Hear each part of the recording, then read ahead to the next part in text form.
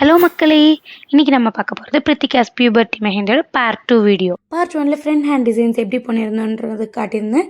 Part 1 video இன்னும் பார்க்காதவங்க டிஸ்கிரிப்ஷனில் மென்ஷன் பண்ணியிருக்கேன். லிங்க் யூஸ் பண்ணி நீங்கள் போய் பார்ட் 1 வீடியோ பாருங்கள். நம்ம இன்றைக்கி பார்க்க போகிறது பிரித்திகாவோட leg designs and back hand designs.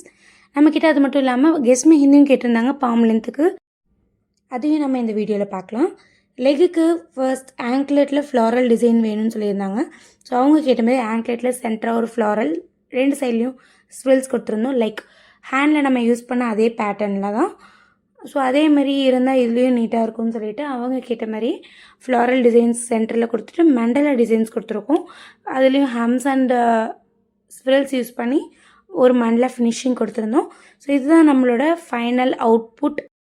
நான் பண்ணியிருக்கேன். இந்த front hand and leg designs எப்படி இருக்குன்னு சொல்லிட்டு மறக்காமல் கமெண்ட் செக்ஷனில் கமெண்ட் பண்ணிடுங்க.